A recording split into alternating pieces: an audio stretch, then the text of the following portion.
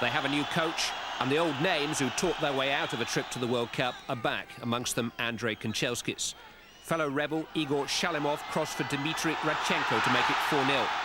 Russia had maybe been hoping for one or two more, but 4-goal wins seemed to be the going rate for the three fancied teams in the section. Greece beat Finland 4-0 in Salonika. Two late goals from Nikos Maklas rounded off the victory for a team that's been significantly reshaped since its World Cup. Neither Russia nor Greece made much of an impression in the States, and if Scotland can edge out just one of them, they'll surely qualify.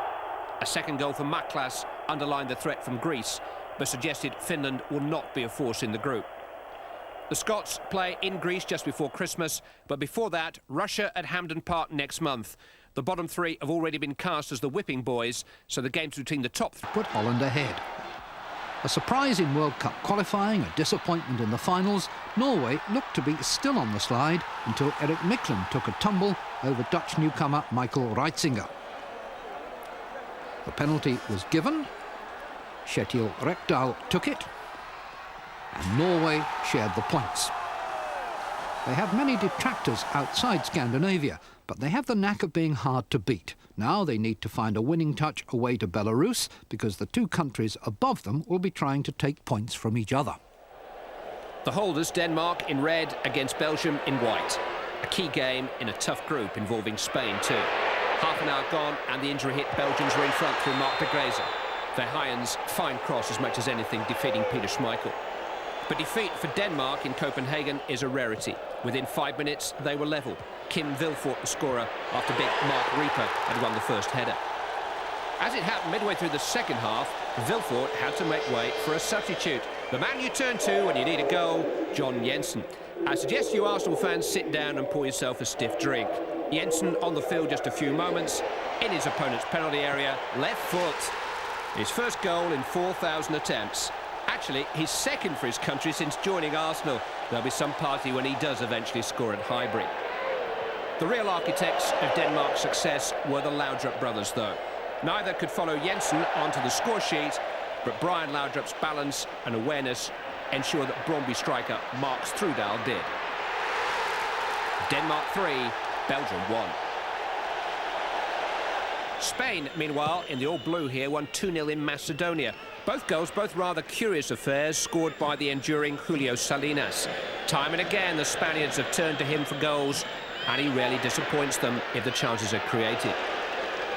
Now with Deportivo La Coruña, he remains their one reliable scoring source, and his second goal was an object lesson in the persistence and optimism a good finisher needs. He's the one who's first to the rebound off the keeper. He looks down and out of it for a moment, but he gets the job done in the end. He's been dropped by club and country, but he just keeps on coming back. Spain's next task is a home match with Denmark next month. Those two are looking the most likely. Both have individuals capable of filling English grounds if they make it in '96. Two of the more interesting World Cup finalists, Switzerland and Sweden, met in Bern, where it rained goals. Kenneth Anderson opening the scoring for Sweden. A missed kick in the Swiss defence, matched then by a mistaken offside appeal by the Swedish back line. Christoph Orell with the equaliser. 1-1 at half-time. Just after the hour, Sweden led again. Dahlin the scorer this time. That lasted 2 minutes until Jesper Blomqvist, whose premiership potential is being weighed up by more than one English club, inadvertently restored the balance with an own goal. 2 in a minute carried Switzerland to victory.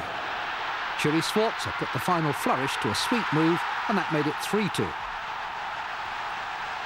And before the celebratory smoke signals had cleared, the clinching goal came from substitute Kubilay Turkilmaz. A good night for the Swiss and for their defender Alan Geiger, winning his 100th cap. But in Istanbul, Turkey capped Switzerland's 4 goals with 5 against Iceland. Even before Safet scored the first, Iceland had to replace their injured goalkeeper. Safet scored again, and Iceland continued to struggle to curb the supply line from Arif, number 7, out on the right. He opened the way for the first of 2 goals by Hakan, prompting what looked like an Alf Garnett impersonation on the touchline and a Jurgen Klinsmann impersonation